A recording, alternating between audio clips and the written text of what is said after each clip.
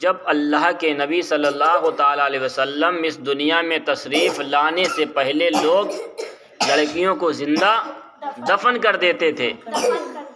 کیا کر دیتے تھے؟ دفن کر دیتے تھے۔ اور لڑکیوں کو اس کے والد، جس کے گھر بچیاں پیدا ہو جاتی تھیں، اللہ اکبر، اس کے والد، اس کے پتا جی، اس کے والد محترم، اس کے ابا جان خود گڈھا کھود کر کے زمین میں دفنا دیتے تھے۔ جب میرے آقا صلی اللہ تعالیٰ علیہ وسلم اس دنیا میں تشریف لائے تو لوگوں کو سمجھایا، اے لوگوں، جو تم اپنی بیٹیوں کو دفن کرتے ہو یہ سراسر غلط ہے۔ کیا ہے؟ غلط ہے۔ اور میرے آقا صلی اللہ تعالیٰ علیہ وسلم کی وہ شان ہے، وہ پہچان ہے۔ میرے آقا صلی اللہ تعالیٰ علیہ وسلم جب اس دنیا میں تشریف لائے اور لانے کے بعد لوگوں کو منع فرمایا، اے لوگوں، تم اس سے باز آ جاؤ، تم جن بچیوں کو دفن کرتے ہو وہ بچیاں جب دنیا سے جا رہی ہیں تو بددعائیں دے کر جا رہی تھیں۔ اے اللہ، بھیج اس نبی کو، کب بھیجے گا جس کے صدقے میں تمام بچیوں کی جانیں بچ جائیں گی۔ کیا ہے؟ جانیں بچیں گی۔ جو بچیاں اگر تمہیں دفن کیا جائے تم دعا دو گی یا بد دعا کرو گی؟ بد دعا کرو گی۔ تو اللہ سے کہا، اے اللہ، بھیج اس نبی کو جس کے صدقے میں ہماری جانیں بچ جائیں۔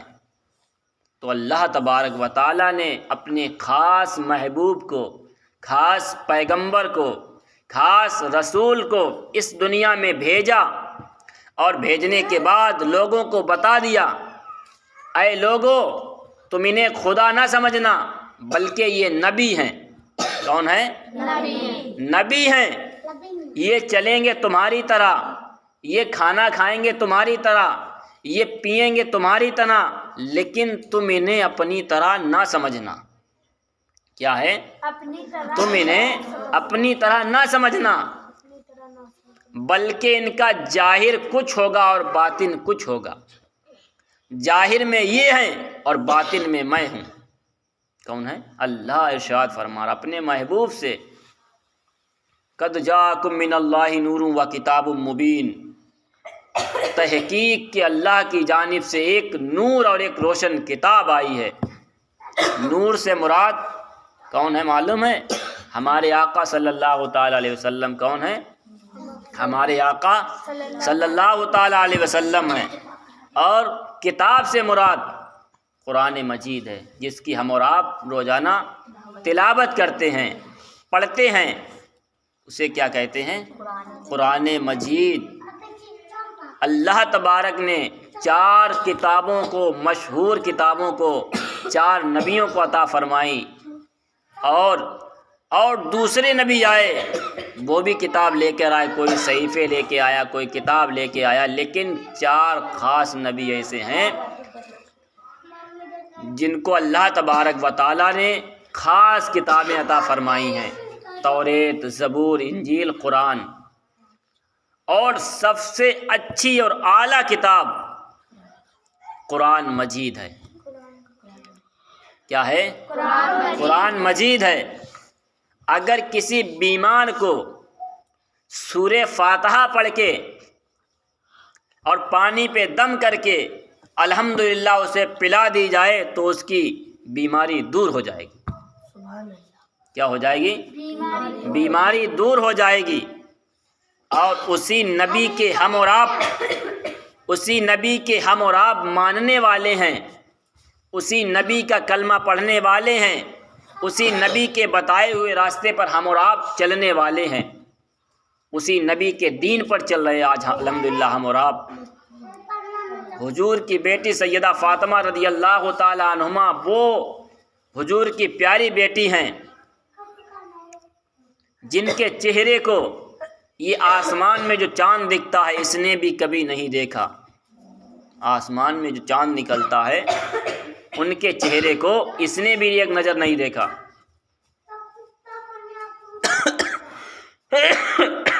لیکن ہمارے اور آپ کے چہرے کو چاند تو چاند رہے آدمی بھی دیکھتے ہیں۔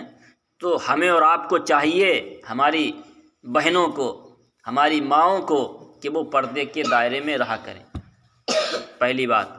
اور دوسری بات یہ ہے، ہم اس نبی کی شہزادی کی ماننے والی ہیں، سیدہ فاطمہ رضی اللہ تعالیٰ عنہما کی ماننے والی ہیں، انہی کی طرح پردہ کریں۔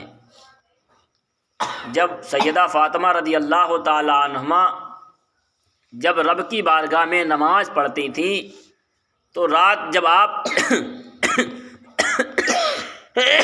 نفل نماز پڑھنے کے لیے کھڑی ہوتی تھیں تو آپ ایک سجدہ نہیں، 2 سجدے نہیں کر پاتی تھیں، صبح فجر کی اذان ہونے لگتی تھی۔ کیا ہونے لگتی تھی؟ فجر کی اذان ہونے لگتی تھی، تو آپ دعا مانگتی تھیں، اے رب قدیر، اے اللہ تبارک و تعالی، تو نے رات کو اتنا چھوٹا بنا دیا، اتنا قلیل بنا دیا، تو رات کو اتنا لمبا بنا دے کہ تیرے محبوب کی بیٹی سیدہ فاطمہ رضی اللہ تعالیٰ عنہما دل کھول کر سجدہ کر لے۔ کیا کر لے؟ آج ہم اور آپ اپنے بستروں پر لیٹے ہوئے ہیں، آرام پہ آرام کرے جا رہے ہیں۔ کیا کر رہے؟ آرام کر رہے، لیکن ہم اور آپ نماز نہیں پڑھ رہے۔ تو ہمیں اور آپ کو چاہیے نماز پڑھنا چاہیے۔ کیا کرنا چاہیے؟ نماز پڑھنا چاہیے، اور ان کے بتائے ہوئے راستے پر چلتے رہیں۔ الحمدللہ ہم دنیا میں بھی کامیاب ہو جائیں گے اور آخرت میں بھی کامیاب ہو جائیں گے۔ تو پہلی بات یہ، ہمیں پردے کے دائرے میں رہنا چاہیے۔ کیا ہے؟ پردے کے دائرے میں رہنا چاہیے، تاکہ ہمیں غیر نہ دیکھ سکیں۔ غیر کی بات الگ رہی، اپنے بھی نہ دیکھ سکیں۔ جب ہمیں غیر اور اپنے دیکھتے ہیں تو ہماری اوپر غلط نظریں ڈالی جاتی ہیں، اللہ اکبر، ڈالی جاتی ہیں۔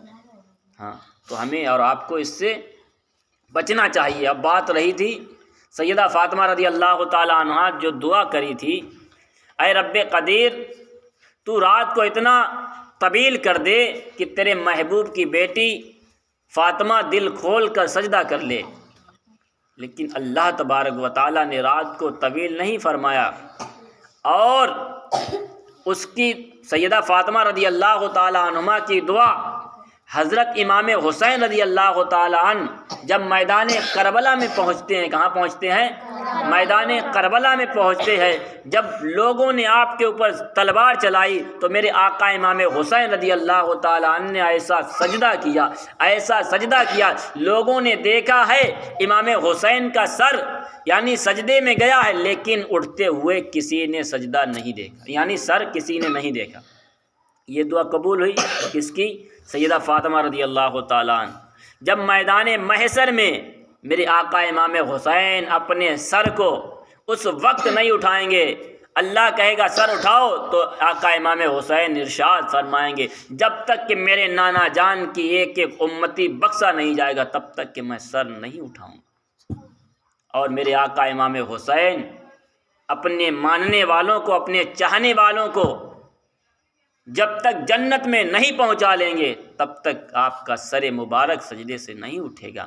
تو ہم اس امام حسین کے ماننے والے ہیں۔ کیا ہیں؟ امام حسین کے ماننے والے ہیں۔ جب آپ کے اوپر اتنا ظلم ہو گیا ہے، 3 محرم الحرام سے لوگوں نے آپ کے اوپر پانی بند کر دیا، آپ کے بچوں کو پیاسا رکھا، کھانے کو بند کر دیا، پانی کو بند کر دیا، لیکن میرے آقا امام حسین صبر کا دامن تھامے رہے۔ کیا کرتے رہے؟ صبر کا دامن پکڑے رہے۔ لیکن آج ہم اور آپ ہیں، ہمارے اندر صبر نام کی چیز معلوم نہیں ہوتی ہے۔ ہم اسی نواسے کا، نبی کے نواسے کا کلمہ پڑھنے والے ہیں، نبی کے نواسے نانا جان کا کلمہ پڑھنے والے ہیں، لیکن ہمارے دل میں ذرہ برابر بھی محبت باقی نہیں رہی، ذرہ برابر بھی ہمارے دل میں یعنی صبر نہیں رہا۔ اگر آپ کو صبر کرنا ہے تو آقا امام حسین کی طرح ہم اور آپ صبر کر لیں، ہماری زندگی اور آپ کی زندگی سدھر جائے گی۔ استغفر اللہ ربی من کل ذنب واتوب الیہ۔ یا اللہ، سب سے پہلے ہمیں، بعد میں آپ لوگوں کو عمل کرنے کی توفیق رفیق عطا فرما۔ وما علینا الا البلاغ۔ السلام علیکم۔